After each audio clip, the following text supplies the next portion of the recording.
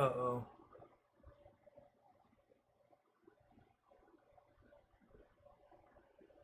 Hmm. Yikes. Daily game design time. So it's daily. Doesn't mean it's at the exact same time every day. I had just a morning where I woke up at 4 something, fell asleep again. I think I slept around like 11:30. Anyway, enough about my sleep schedule. Here we are. I decided to rest longer than I have been in the mornings. I had school today, so I couldn't do a later stream. It had to be at 6:30, and I just didn't make it. So here I am in the afternoon, my time. Perhaps anyone on the East Coast is going to enjoy a little late night game design. So I have some very bad news. And this is the extent of the bad news that I noticed so far as of today. And you can see that I waxed verbose. I think what I was scared of came to pass. And that was that what seemed elegant to me is just simply not so. It's just not, it's not intuitive. For some people, for somebody who has not played games, the way this game is going is not welcoming. And that's not to say it's not simple. It's still fairly simple. The problem is it's simple for a gamer. It's not simple for a pre-gamer. So I'll go through some notes. Uh-oh. Yeah, I have a feeling the stream is gonna be spotty because it's the afternoon. I feel like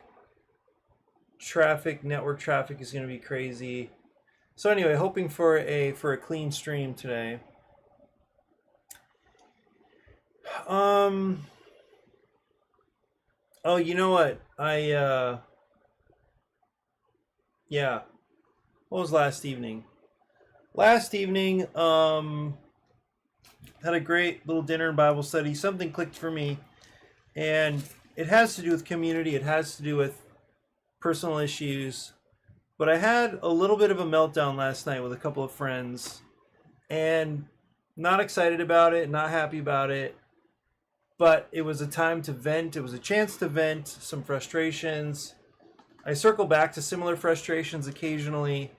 I don't love them, but this is an ongoing issue for me, where I love to do things. I love to get people together. Part of that, and I think this is an old sore, part of that is that I appreciate being included. I appreciate being welcomed. And what's tough is, I've created some misunderstandings, especially on the church side. Things have changed a lot socially on the church side. Meanwhile, I've got passionate about games, game design, so I take basically every opportunity I can to dig into gaming community. So that includes, going to the game stores very often. It includes planning gaming things. In fact, I was out today planning, picking up items for our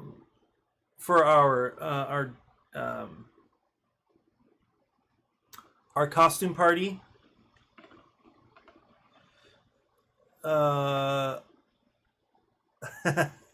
Perfect. In fact, they're starting to get the hint. So I was out. I went to Savers, went to Goodwill, bought some items, and I'm gonna attempt a sort of puzzly, almost like escape room type mystery on Monday night. So I'm pretty excited about that. I was out. I love this. Like, I love offering an experience, building an experience, facilitating an experience that's memorable, that's interesting, that's engaging. It's one reason why I love what happens at the table when we play board games.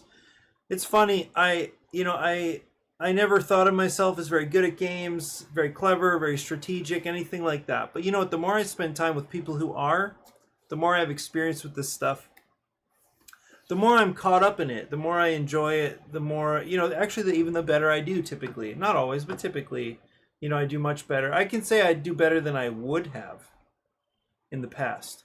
But anyway, so the more I dig in, it means I'm leaving something behind. And that, it's a trade-off. There is a cost. So, and I went through some of these things with my friends last night. Dear people, like people I love, but who are more connected into the church side of things. And anyway, I'm feeling pretty disconnected from church community these days. To the point that, like, there have been times that I thought, you know what, maybe I would be better taking a break. And in some ways I have. In some ways I've been more articulate about who I'd like to spend time with. I've told some people, I'm happy to be around you. I'd rather not be around some of these specific individuals. It's not, I don't think it's really particular to them, the people who I've had a hard time with. I think it's very circumstantial. I think it's just, an issue of communication, of personality difference, that I think is what it boils down to. And I think overlap of interests and convenience. Because I have very often been a friend of convenience. There are people I really love to be around, but who I don't talk to anymore because we're not in the same space. And it's not that I don't love them. It's not that I never think of them. But that was an issue in that time of convenience.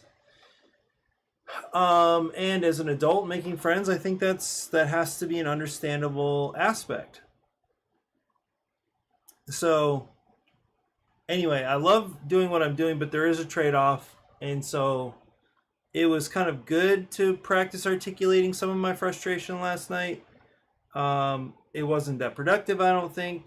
But anyway, as I build these things, as I completely dive into games and spend an hour a day doing this stuff, seek out more opportunities to learn more games and that kind of thing, I acknowledge there is absolutely a trade-off. It's not my favorite thing. I wish I could be, and this has always been an issue for me, I wish I could be everywhere at once. And anyway, it's a crying shame that I can't be. So anyway, yes, that was definitely on my mind throughout the day. But I was at school today. I pulled out ADRA HQ and I tried it with the most current rules.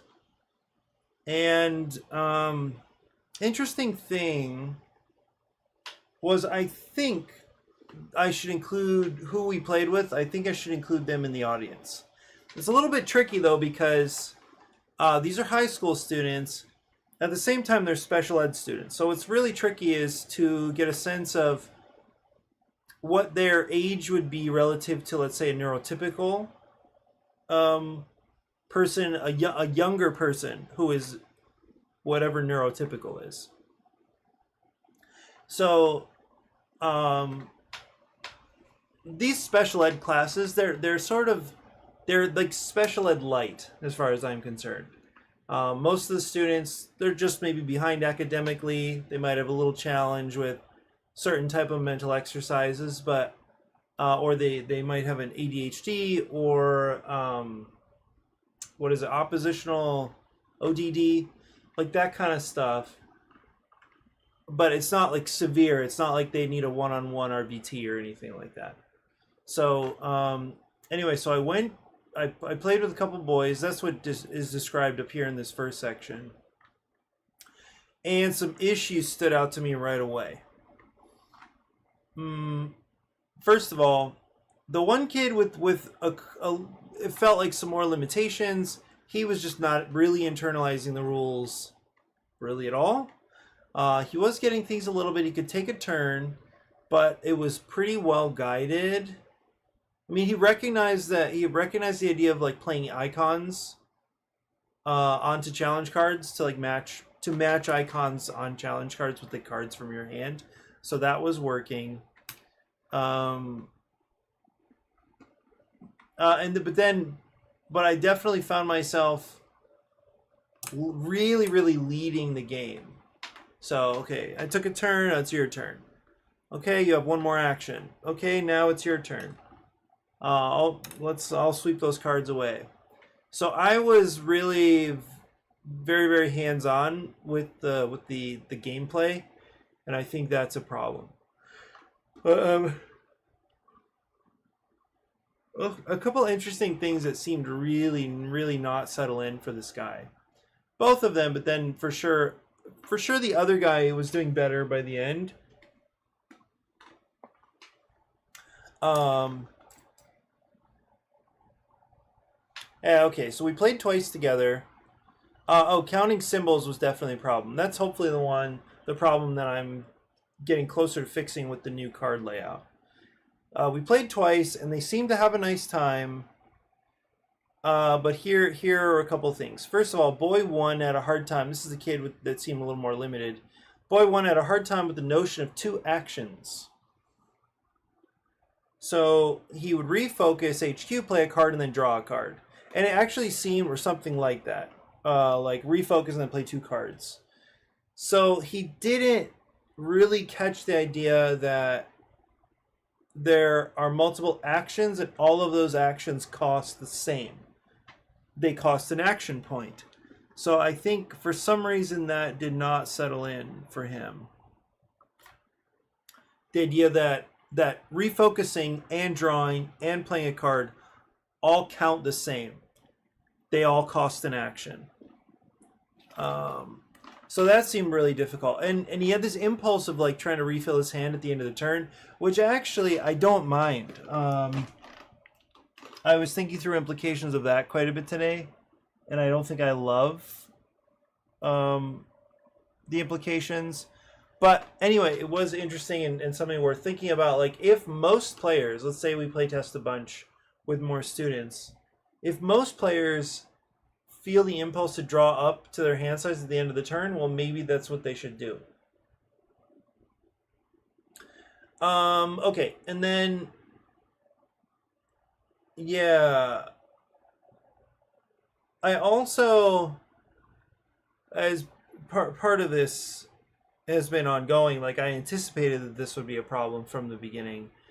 And we had no way, so we have no great way of dealing with a couple of problems. One is, what if, well, this is the main problem. What if you don't have anything to play on your turn? Then an extension of that problem is, what if no player at the table is getting the icons they need to satisfy any single challenge card? And that happens because, for instance, maybe nobody has tents. Not a single player has drawn a card with a tent on it. That causes a bunch of dead turns as you're drawing to like look for a tent. Well, anyway, what if you, going back to the first idea, what if you are the one who just is not getting the right symbols? Then all you're doing is you're drawing, and then you might end up with a huge hand. Well, then I thought, well, what if there's no hand limit? And then the problem came up. What if somebody realizes they can just draw a million cards, and then just on their turn, they have all these options to play with? I don't know that would happen regularly, but like I don't want that to be a possible approach. That is too much a release of tension, in my view. So anyway, so then introducing a hand limit. But then that really has an effect when you're not getting the right symbols, because not only in this current hand, you don't have the right symbol, but you're not able, there was no great way of getting more cards with a hand limit. Okay, so that's the idea of like basically dropping a bomb happened, where you play some number of cards and they become wild together. Well, that seemed to help because it deals both with the problem of like this is a dead turn. I don't like dead turns, because well, on any dead turn you could actually just play 3 cards and then draw a card as your second action. So you could do that. But Excuse me. I probably do. Actually, I'm going to a concert later. I probably should rest a little bit too after the stream. Okay, so here's a new problem, right? The problem is with the ability to discard 3 cards to what? To become any symbol? Well, I guess you could discard cards to do to do a couple of things. One of them is to act as any symbol. Well, that's a problem because there's no way to keep track of which symbol it is. It also is not going to make sense for a new gamer to say it just reduces the number of symbols by any one symbol. And the only way to know which symbol it is when there's only one symbol remaining. So that's super confusing. Even though it makes sense, I think it could make sense. It's crazy to explain. So that's not cool. Well, anyway, so what else could discarding cards do? Well, discarding cards could... Uh-oh. Come on back. Come on back now. Come on back.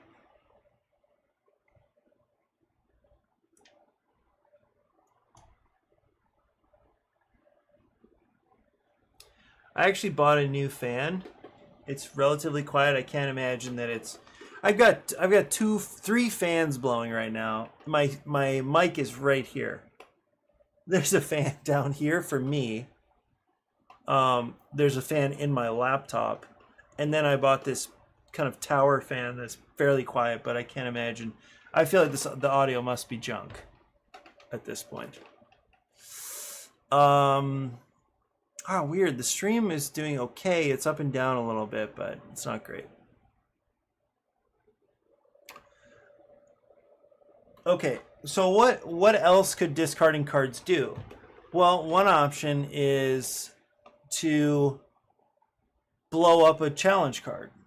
Like if you, for example, what if one thing you could do on your turn was to discard all 4 cards from your hand and satisfy the requirements on any one challenge card? Well, that sounds like a nice idea, especially if for instance, we started doing this thing where you draw up at the end of your turn. So rather than draw a card taking an action, instead you just always draw back up to 4 cards. Well, what if one of the actions, when you can't do anything else, is to discard your whole hand and blow up a challenge card? Well, the problem with that is, at least in the way the math goes right now, you could do that. Everybody could just do that and get rid of all of the challenge cards. Because, well, you have 23 cards in your deck as they are right now. You have 23 cards, and then you spend 4 of them to blow up 1 card. Then your neighbor spends 4 to blow up a card, and you keep doing that. Well, if you do it on like entry-level difficulty with 8 cards, well, that's easy. Everybody just blows up challenge cards. It's actually even doable if you have 12, because every player can blow up 5 cards. So you can actually blow up 20 cards if that was possible. So that's a problem. And yeah, so it's figuring out these like when one solution creates this keeps happening with this game. So I'm tempted. I don't know. I really don't know what to do. So I had a few ideas. So I felt like the 2 actions thing is a problem.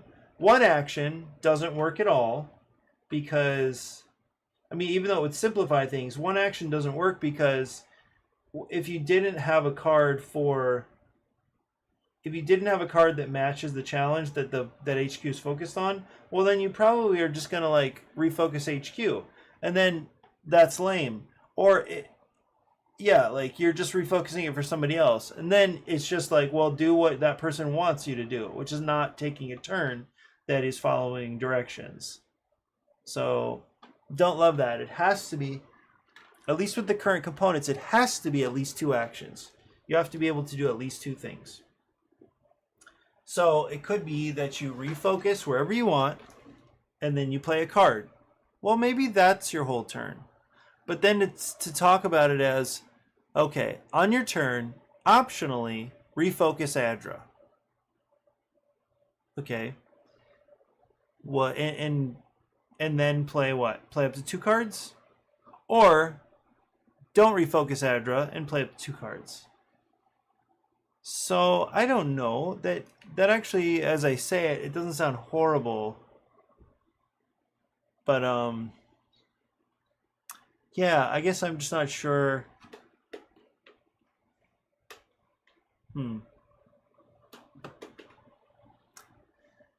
Play, like, to explain that, does that sound at all reasonable or intuitive? During your turn, go through these steps. You may refocus ADRA, then play a card. Play a card, or refocus ADRA and play a card. Is that fine? Is everybody just playing one card on their turn? Is that sad? And then what if you have no cards to play? What are you going to do? I mean, what if there are no playable cards? Then what? You just pass? Because that doesn't sound cool.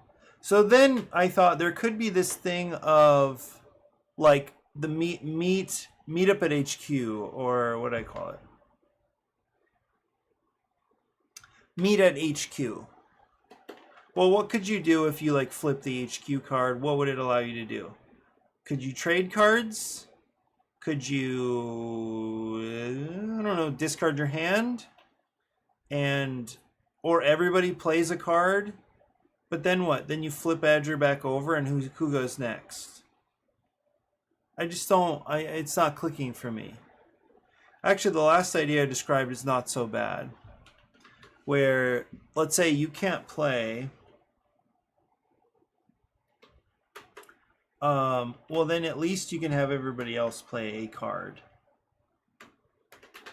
Or play up to 1 card, because, oh man, this is hitting me.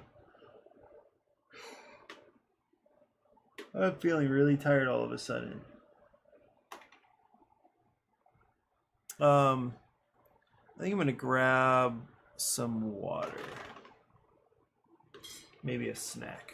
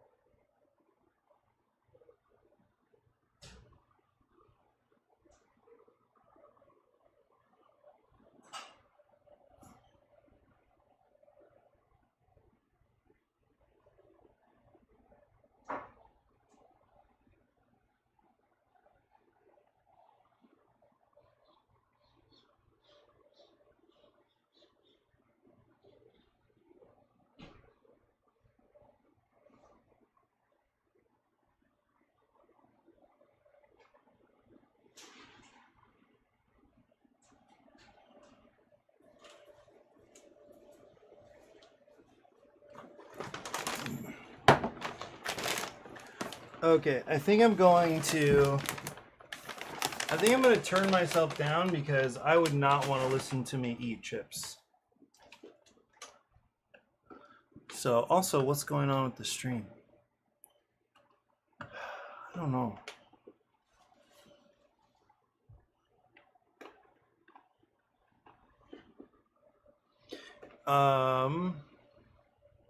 That's so weird. I'm gonna turn myself down quite a bit for this.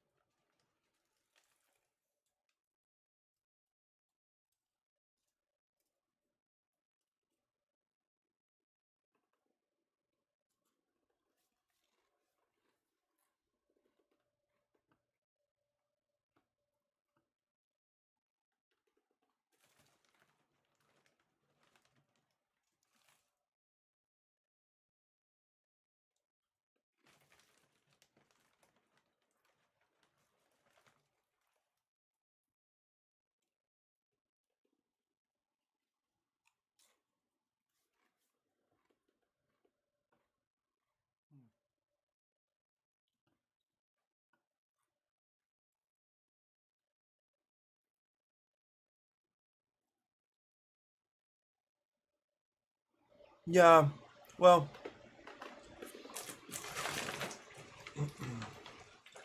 yeah, I know this is crazy eating like this, but I haven't had much nutrition most of the day. I think that might be part of it.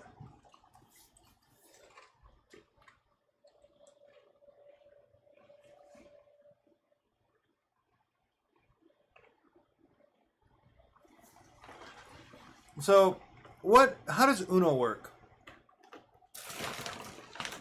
Right? You know that if you cannot play, you get skipped, you pass, you draw a card. Right? So I think it should be safe to segment a term, I know, to delineate types of turns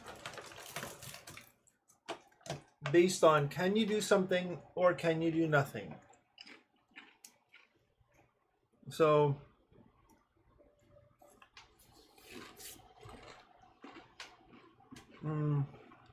what about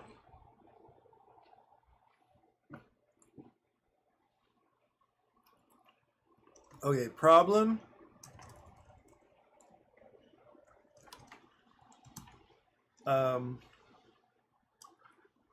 Yeah, this is a really stubborn problem because problems. Let me make it plural. So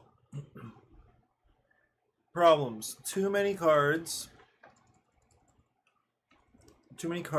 in hand is a problem, a possible problem, right? Action cost is not intuitive. In other words, to be able to take one action, to be able to take two actions on your turn is not intuitive for most pre-gamers.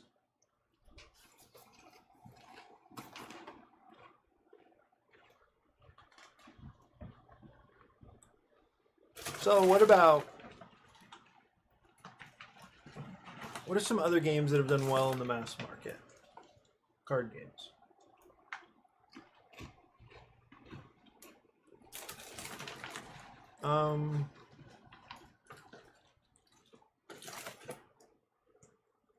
Well, what about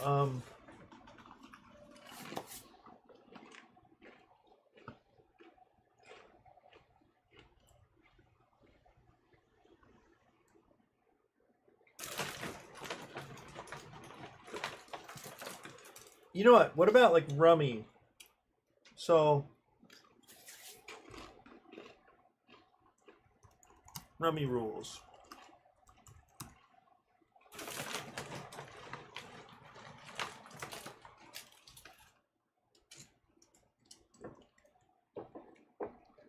Or yeah, like any classic card game, except it's not a trick taker, right? Because this has nothing to do with trick taking.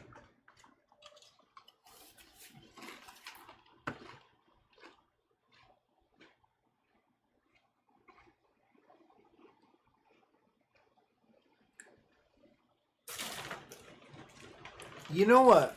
Maybe there needs to be a way to trade resources.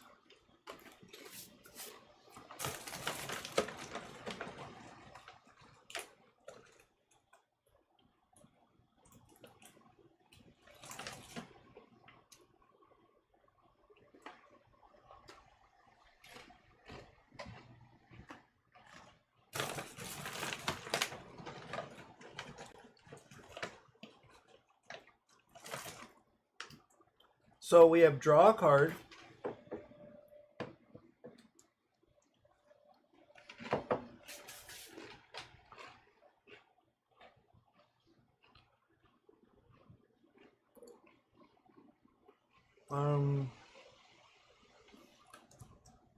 What else? Oh, dead turns for the whole table. Both of these are issues.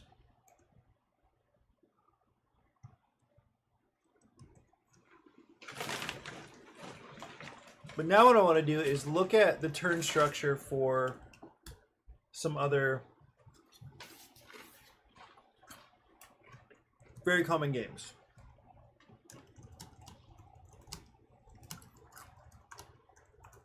How to solve these issues with a common turn structure. So let's say Uno. Uno is play if you can.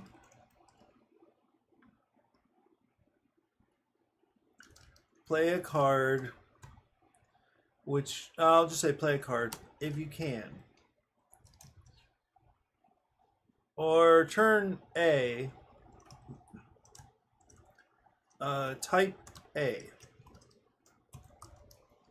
play a card to the discard pile. Type B, draw a card. And of course, this is like house rules, right? So, I don't know what the original rules are. Let me look.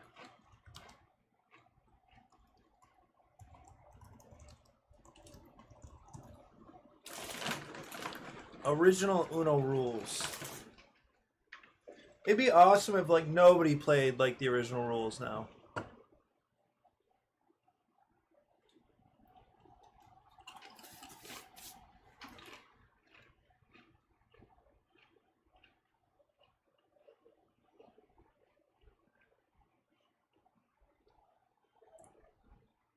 Okay, try to match the card in the discard pile. First, it is called the discard pile.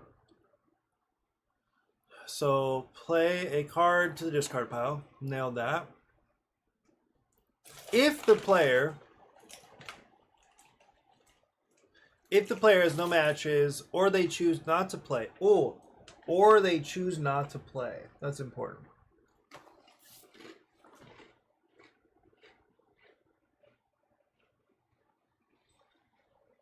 They must draw a card from the discard pile.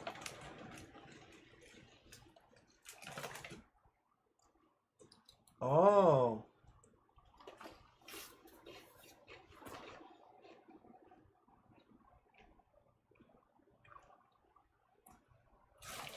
If the card can be played, play it. I don't remember that detail. By the way, anybody jumping in on Twitch, I just see the, like that kind of thinking circle spinning. Can you see my, is my video live on Twitch?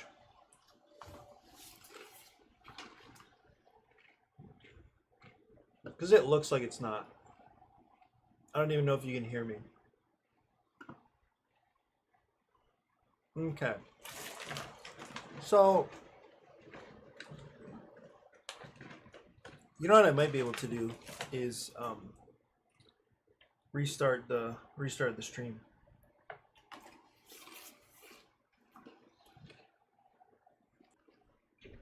Okay, so if you've just joined, what I'm doing is partly I'm snacking. I'm sorry about that. What I'm trying to do is solve turn structure problems with the ADRA HQ. I tested the game twice today, with two different groups today. We both groups played twice, and both groups, I should say, improved. So that was good.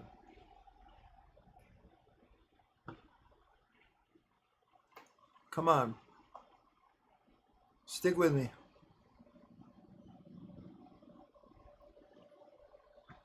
Come back to life. Very good. So, you know what? I'm just going to refresh Twitch.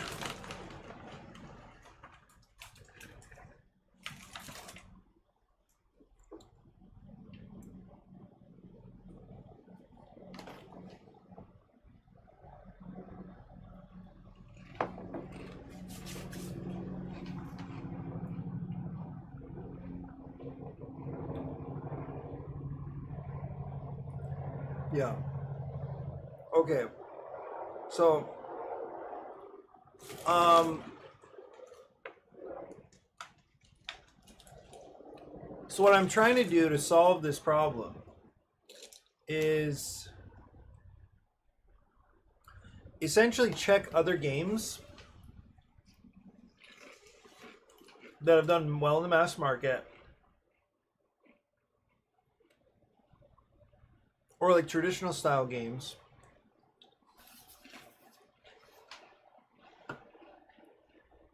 to see if I can learn from them.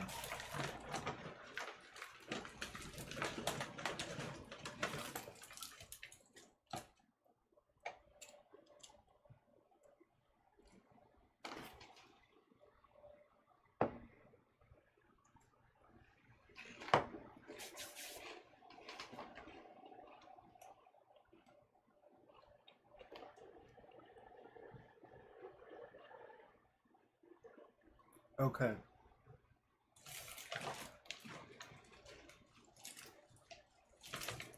If the first card is a wild draw 4, return it to the draw pile. Okay, very nice.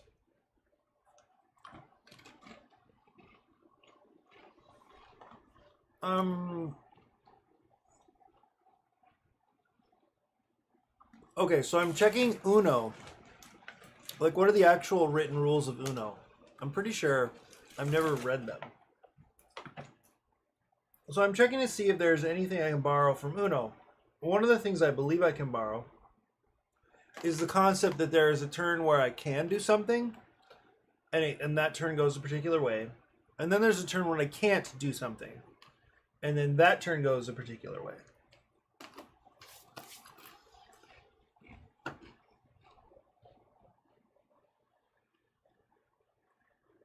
So there's a type A, play a card to the discard pile, and then resolve its effect, if any, right?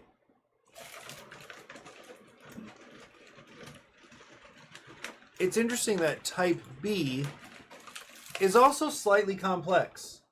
So what's interesting, what's standing out to me here, is there are some logic rules that apply.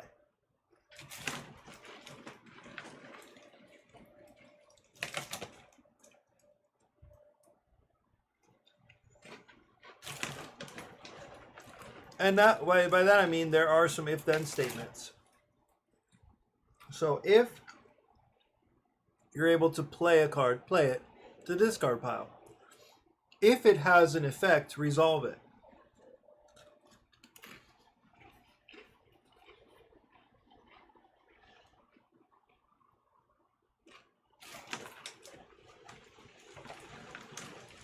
Right, so you do have to trust players to understand these kind of these branching trees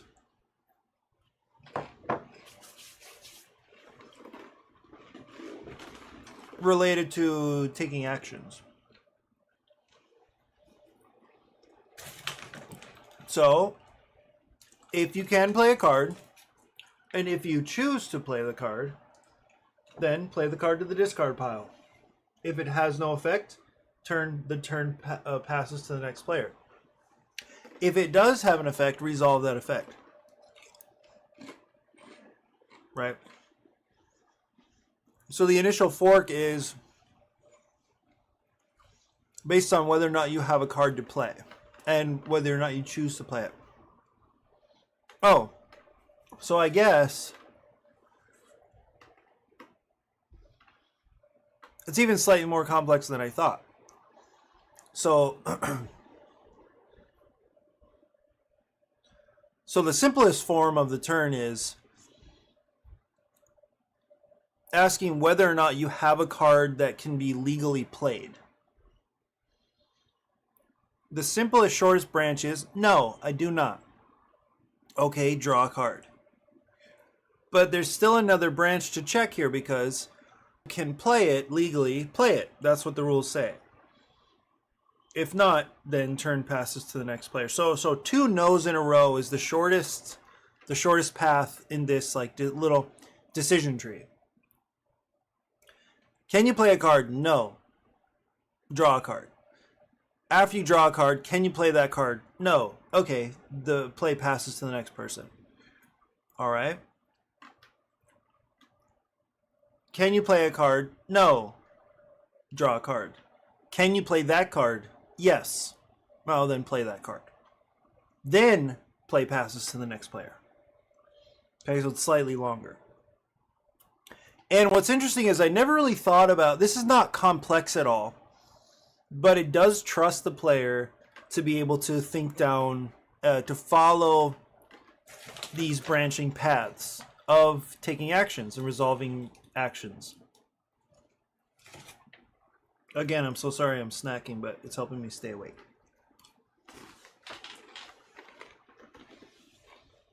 Okay. Let's think through the, I guess, let's go through the type B set. Let's call the A set the nose. Or let's think of the A set. Let's think of the nose as the A set. Okay, now there's the B's. Do you have a card that can be played legally? Yes. Do you choose to play it?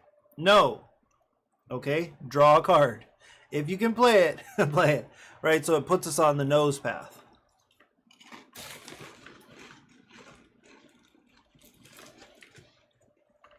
Do you have a card that can be played legally? Yes. Do you want to play it? Yes. Okay. Play the card. Does it have a special effect? No. Okay, play passes to the next player. Back to that fork. Does it have a special effect? Yes. Resolve that special effect.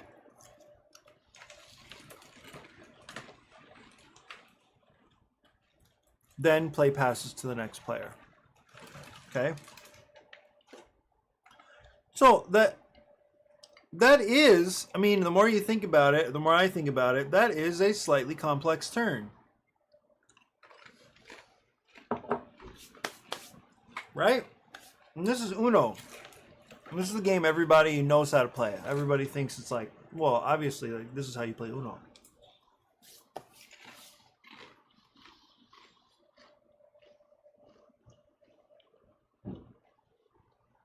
So, I wonder if I can build Uno into this game.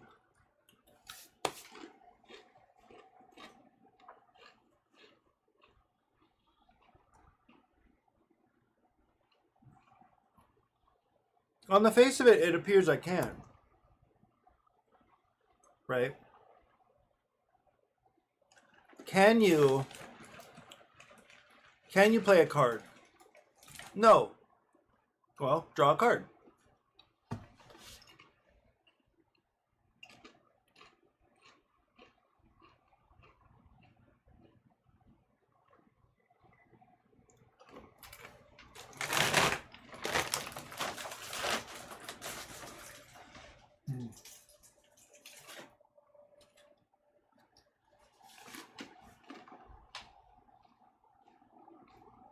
Okay, I'm almost done.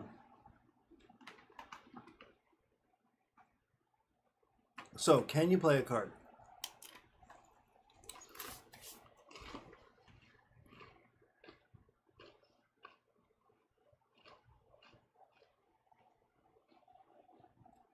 And the answer is no.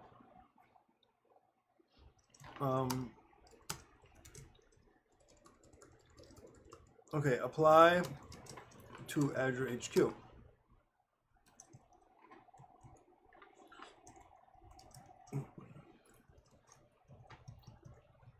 No legal play.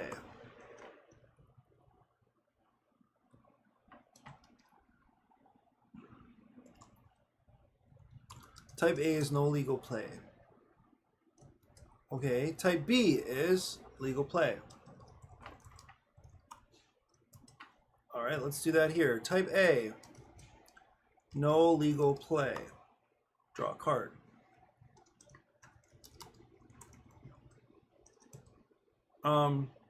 Type B,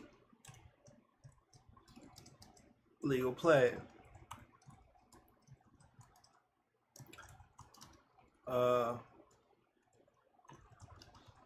Play a card to the challenge card. Okay, what this does not do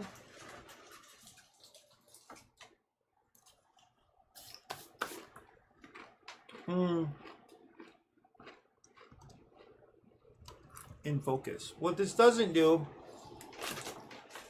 is it doesn't address how ADRA HQ, how the HQ card itself works.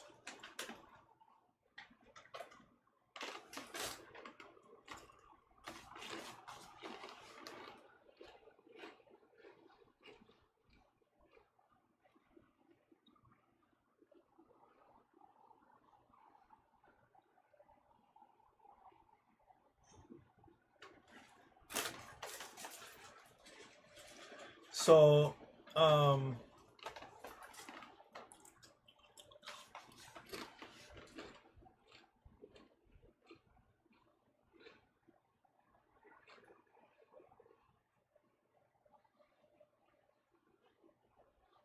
yeah, I'm thinking if you say, well, imagining the game is like Uno, or let's say you teach it comparing the game to Uno.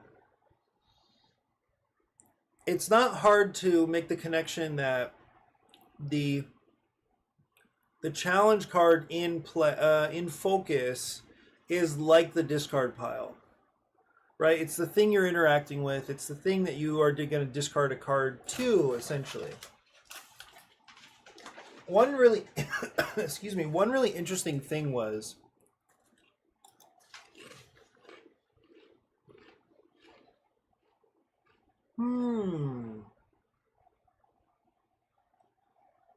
wait a minute.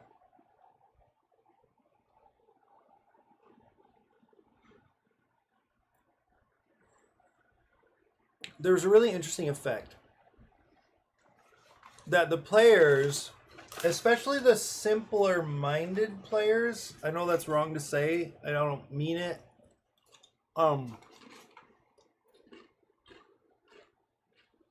in a derogatory way, but I think another way I could say it is like younger players potentially.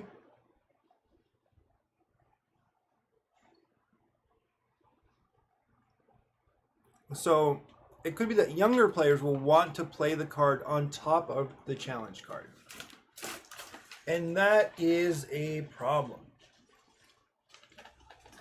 That's a kind of problem.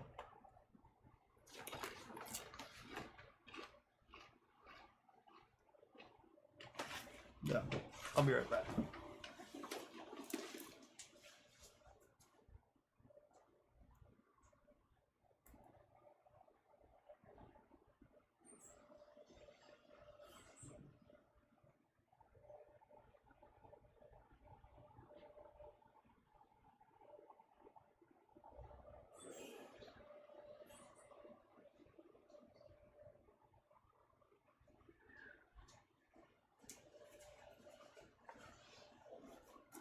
Okay, so again,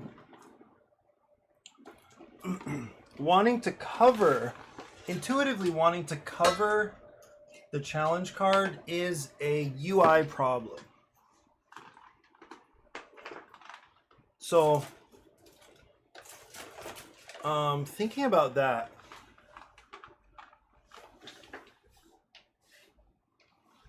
I'm going to add it to the problems. Wanting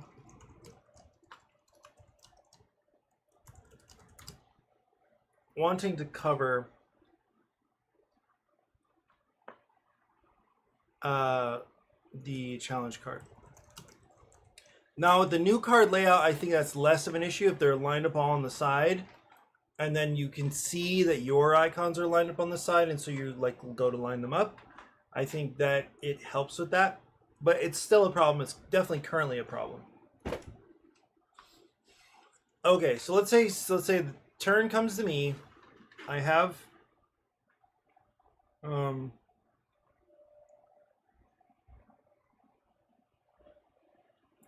a card I can play, so I play it. Then what? That's it. Turn passes.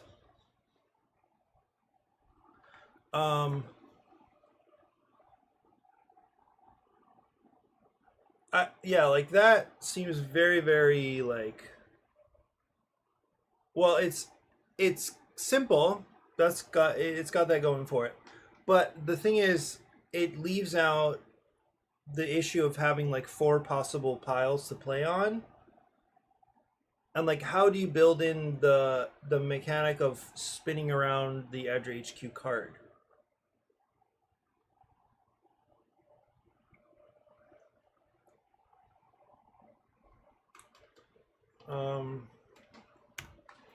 Well, let me come back to that.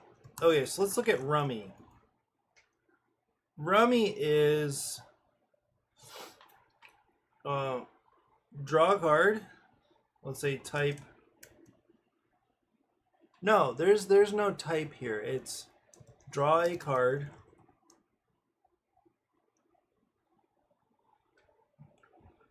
Okay, maybe there's a type. There's a type A. Type A. Well, you always draw a card, so that doesn't need to be in the type. Now, because it's built into every turn. No matter, like in Uno, your turn starts with asking the question, can you play it? Is there a card in your hand you can play? Right. Well, Rummy starts with drawing a card. So every turn, there's no decision there. It's you draw a card. Okay, fine. Now in type with what you do next, there is a type of turn. So type A is no legal set. Actually, let me. Type A is no legal set.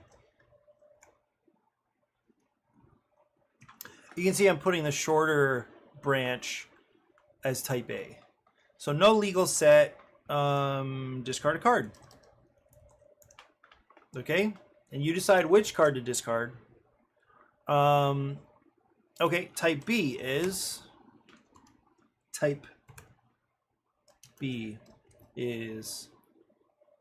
legal set.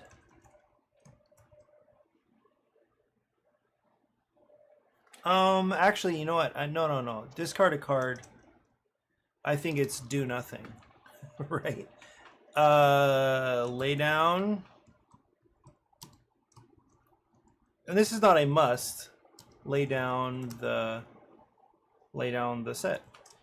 And then discard the card. Discard a card. So draw a card.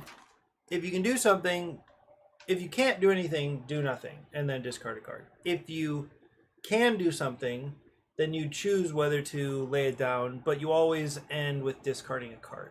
Okay. Are there any other games?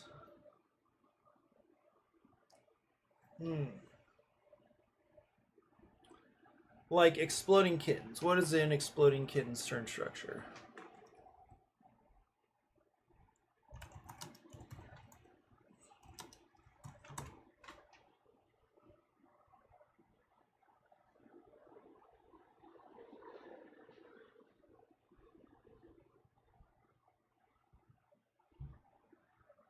Oh.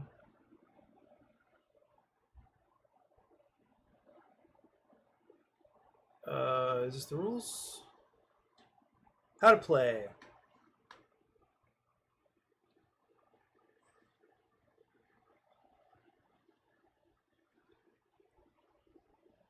I just want to read the rules.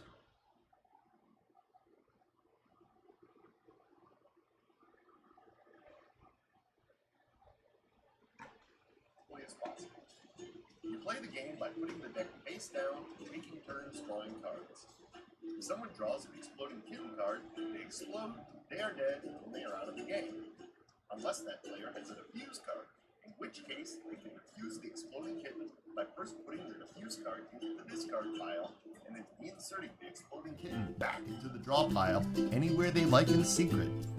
That player is still in the game and now knows the secret location of the exploding kitten. Okay. They can put it on top, bottom, somewhere in the middle, or count cards down so they know exactly when it's going to show up again. Oh, I think... They don't get to look through the deck.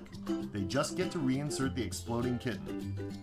All of the other cards in the deck are used to avoid the exploding kittens. For example, there's a card called See the Future, which allows you to privately view the top 3 cards in the draw pile. If you were to play this card, you can take a sneak peek at the top 3 cards in the deck. Wait, so you draw... In the middle or count card. Why did I do this? They're putting out like 20 games a year or something crazy.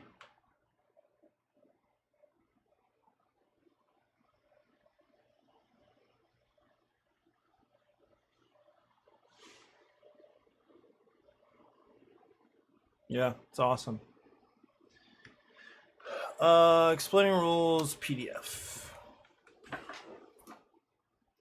Buffalo and Erie County Public Library? That's funny. They host the Exploding Kittens rules. Fantastic.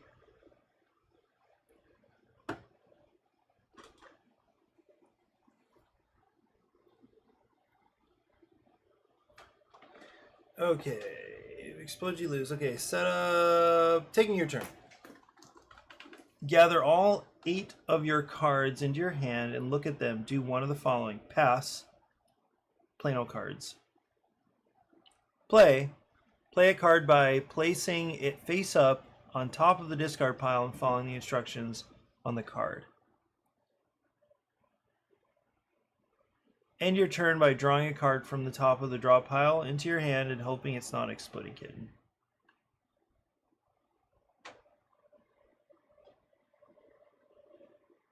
Well, this is probably not a great game to emulate because you are trying to avoid drawing cards. So it's fundamentally, the intention, the nature of the game is completely different.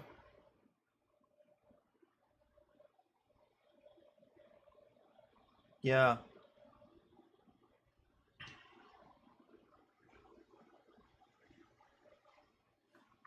What's Monopoly Deal?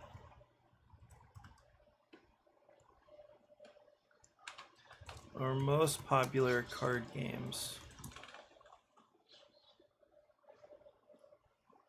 See, I don't remember how like cribbage works.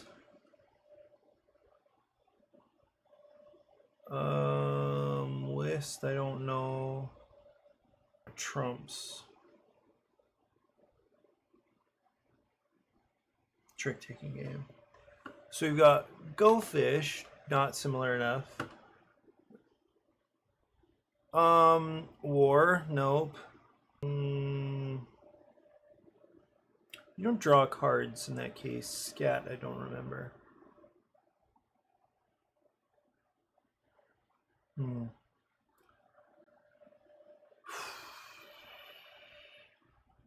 Nerds, I just hate the sound of this word.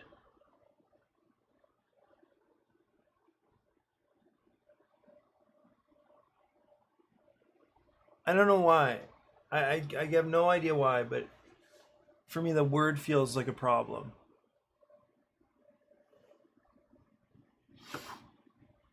Okay, a turn and Monopoly Deal. Let's look at... Yeah, it's popular enough. Rules PDF. Again, let's check the Buffalo and Erie County Public Library. I love that. Does it know I'm from Buffalo? I feel like it must have my search history or something like that. So here is, on your turn, draw 2 cards, play up to 3 cards. See, I feel like this is a game where this is a game that whose turns are sufficiently complex that it ought to be comparable to ADRA HQ. Draw 2 cards, play up to 3 cards. And it does take a while to teach. I'm going to write this in. Monopoly deal. It's not as universal as Uno. Monopoly deal. Draw 2 cards. Play up to 3 cards. And then that's where things get crazy. Because I think you can also pass. Right? Put money and action cards in your own bank. Put down properties into your own collection. Like, there's like a lot of rules in this game too, actually.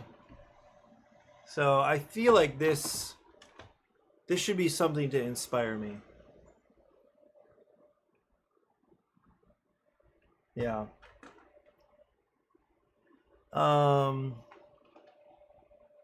Like, don't be scared of a slightly complex turn. Like, I don't know if the kids from today would super pick up on Monopoly Deal. Maybe they would. That might be something to compare. So the question is do we want ADRA HQ to be Uno complexity? Or do we want it to be Monopoly Deal complexity? Rummy is, I think, somewhere in the middle. Definitely.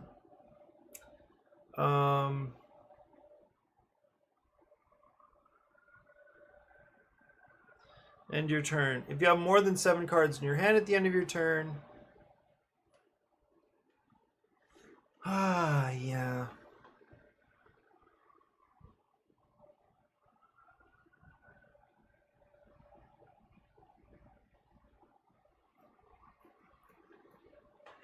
So one question is, do we avoid action cards? One,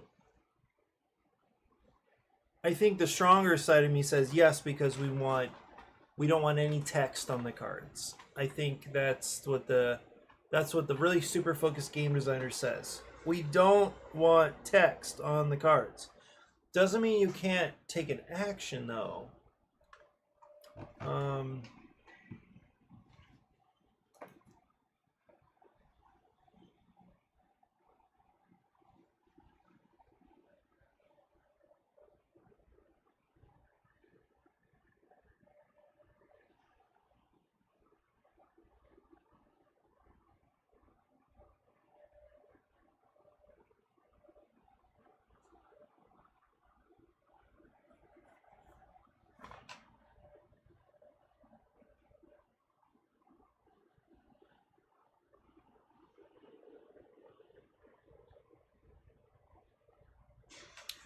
I think we could sort of rip off some of this stuff. Like, except that it's a speed game. So I would want, for instance, I think 7 cards is too many to keep track of. So I think if you have more than 4 at the end of your turn, then you discard down to 4.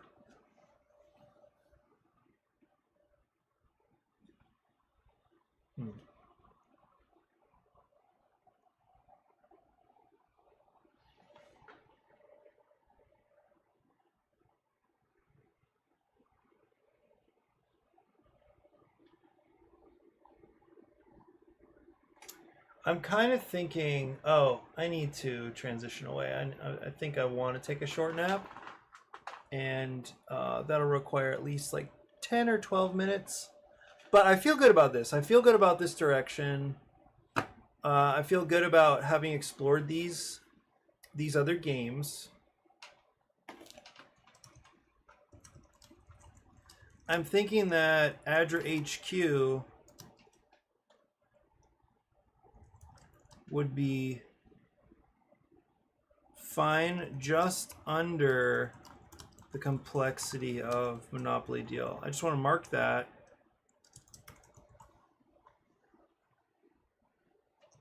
Monopoly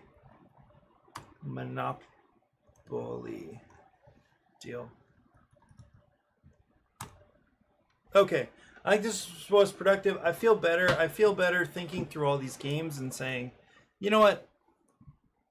These are like more complex than I remembered.